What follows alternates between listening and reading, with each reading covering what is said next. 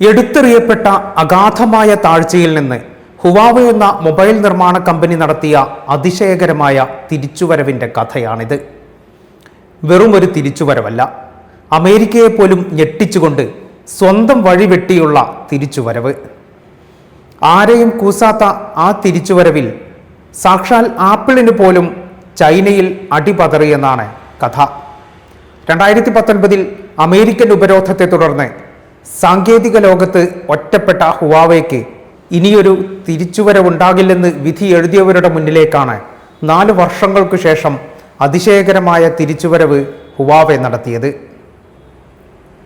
അതൊരു വെറും വരവായിരുന്നില്ല, മറിച്ച് മരണത്തിൻ്റെ വക്കിൽ നിന്ന് ജീവിതത്തിൻ്റെ പുതിയ പന്ഥാവ് വെട്ടിപ്പിടിച്ചുകൊണ്ടുള്ള വരവായിരുന്നു.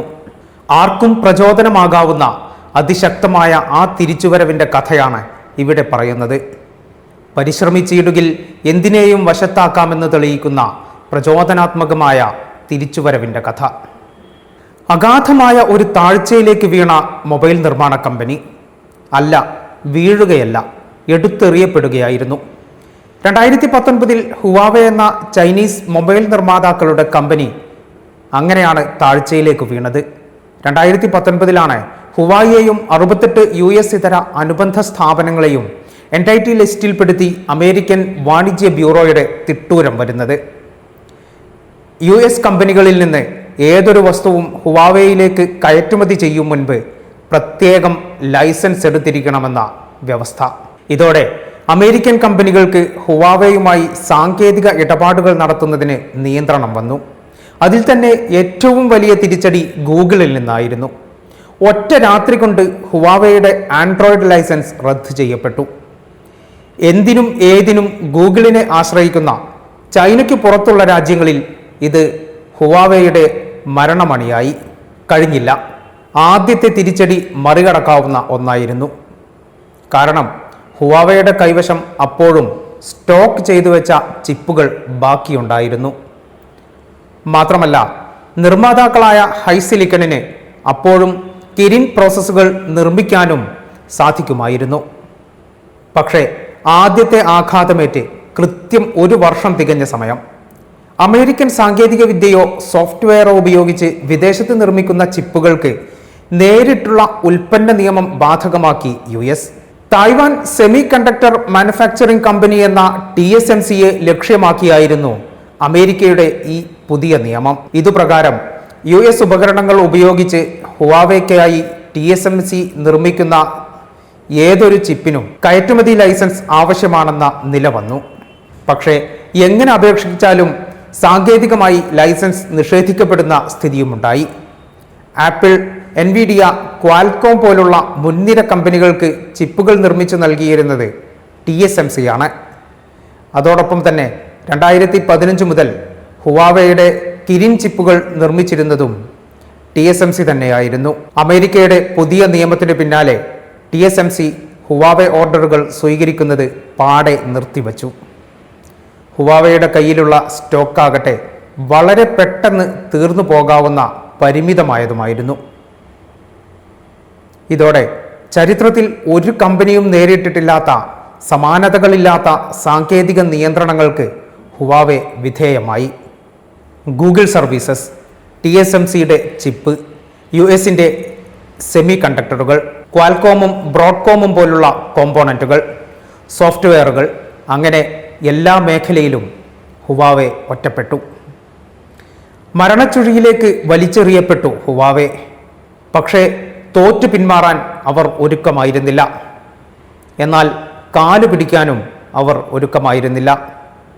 തനി വഴി വെട്ടിയെടുക്കാനാണ് ഹുവാവേ തീരുമാനിച്ചത്. വിദേശ സാങ്കേതിക വിദ്യയില്ലെങ്കിൽ ജീവിക്കാനാകില്ല എന്നത് തെറ്റാണെന്ന് തെളിയിച്ചു കൊടുക്കണമായിരുന്നു ഹുവാവേക്ക്. അതിനായി സ്വന്തം സാങ്കേതിക വിദ്യ വികസിപ്പിച്ചെടുക്കാൻ അവർ തീരുമാനിച്ചു. ഒറ്റ ദിവസം കൊണ്ടോ ഒരു സുപ്രഭാതത്തിലോ സാധ്യമാകുന്ന ഒന്നായിരുന്നില്ല ഈ തീരുമാനം. വർഷങ്ങളുടെ ഗവേഷണവും വമ്പൻ നിക്ഷേപങ്ങളും അതിന് ആവശ്യമായിരുന്നു. അതെല്ലാം സാധിച്ചെടുത്തു. ചൈനീസ് സർക്കാരിൻ്റെയും ആഭ്യന്തര വ്യവസായ മേഖലയുടെയും പിന്തുണ കൂടിയായതോടെ ഹുവാവേ തങ്ങളുടെ ലക്ഷ്യം സാധിച്ചെടുത്തു. സാധ്യമാകില്ലെന്ന് പൊതുവെ വിലയിരുത്തപ്പെട്ട പ്രോസസർ രൂപകൽപ്പന രംഗത്ത് തന്നെയായിരുന്നു ആദ്യത്തെ വിജയക്കൊടി. ഹുവാവയുടെ ചിപ്പ് രൂപകൽപ്പനാ വിഭാഗവും ചൈനീസ് ചിപ്പ് നിർമ്മാതാക്കളായ SMICയും ചേർന്ന് പുതിയ കിരിൻ പ്രോസസ്സറുകൾ വികസിപ്പിച്ചെടുത്തു. 2023 ഹുവാവെ ലോകത്തെ അത്ഭുതപ്പെടുത്തിക്കൊണ്ട് ഒരു വരവറിയിച്ചു. ഹുവാവെ മേറ്റ് 60 ഫോണുകളുടെ പരമ്പര. ഗൂഗിളിൻ്റെ TSMCയുടെ പിന്തുണയില്ലാതെ, സഹായമില്ലാതെ ഒറ്റയ്ക്ക് ഹുവാവെ പുറത്തിറക്കിയ ഫോണുകൾ വിശകലന വിദഗ്ധരുടെ കണ്ണു തള്ളിക്കുന്നതായിരുന്നു. ഹുവാവയുടെ ഹൈസിലിക്കൺ രൂപകൽപ്പന ചെയ്ത് 7nm ക്ലാസ് പ്രോസസ്സിൽ SMIC നിർമ്മിച്ച കിരിൻ 9000S പ്രോസസ്സറാണ് മേറ്റ് 60 ഫോൺ പരമ്പരയ്ക്ക് കരുത്തു പകർന്നത്. അങ്ങനെ കേവലം ഒരു ചിപ്പിൽ മാത്രം ഒതുങ്ങുന്നതായിരുന്നില്ല ഹുവാവയുടെ തിരിച്ചുവരവ്. ചിപ്പും പ്രോസസ്സറും മാത്രം പോരാ, കരുത്തുറ്റ ഒരു ഓപ്പറേറ്റിംഗ് സിസ്റ്റം കൂടി വേണം ഒരു മൊബൈൽ ഫോണിന്. ആൻഡ്രോയിഡ് OS സേവനങ്ങൾ തടയപ്പെട്ട ഹുവാവയ്ക്ക് മറ്റൊരു ഓപ്ഷൻ എന്തായിരിക്കും? അവിടെയും വെട്ടി സ്വന്തം വഴി. ഗൂഗിൾ സേവനങ്ങൾക്ക് പകരം സ്വന്തം OS നിർമ്മിച്ച് അതിന് ഹാർമണി OS എന്ന് പേരുമിട്ടു. ആദ്യഘട്ടത്തിൽ ഹാർമണി ആൻഡ്രോയിഡുമായി ഏറെ ബന്ധപ്പെട്ട് നിന്നിരുന്നുവെങ്കിലും പിന്നീട് ഹാർമണിയെ കൂടുതൽ സ്വതന്ത്രമായ ഒന്നാക്കി ഹുവാവെ മാറ്റിയെടുത്തു. മാത്രമല്ല, സ്വന്തമായി ഒരു ആപ്പ് ഗാലറി കൂടി വികസിപ്പിച്ച് ആയിരക്കണക്കിന് ആപ്പ് നിർമ്മാതാക്കളെ ആ കുടക്കീഴിലേക്ക് എത്തിക്കുകയും ചെയ്തു. 2023 ആദ്യത്തെ ഫോൺ ഇറക്കി ഞെട്ടിച്ച ഹുവാവെ 2 വർഷത്തിനകം അതിനെയും വെല്ലുന്ന മേറ്റ് 80 Pro Max കൂടി ചൈനീസ് വിപണിയിൽ പുറത്തിറക്കി.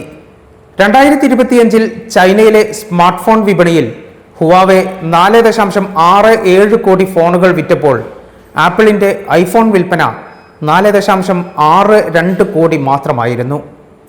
ഏതാണ്ട് 5 ലക്ഷം ഫോണുകളുടെ വ്യത്യാസത്തിൽ ഹുവാവെ ആപ്പിളിനെ മറികടന്നു. പക്ഷേ ഈ വിജയം ചൈനയിൽ മാത്രമാണ് ഒതുങ്ങി നിൽക്കുന്നത്. ആഗോളതലത്തിൽ 2019 സ്ഥാനത്തേക്ക് ഹുവാവെ ഇപ്പോഴും തിരിച്ചെത്തിയിട്ടില്ല. ഗൂഗിൾ സേവനങ്ങൾ, മുൻനിര അന്താരാഷ്ട്ര TSMC ചിപ്പുകൾ തുടങ്ങി അന്താരാഷ്ട്ര മാർക്കറ്റ് പിടിച്ചടക്കാൻ വേണ്ട ഘടകങ്ങൾ ഇപ്പോഴും ഹുവാവെയിലില്ല.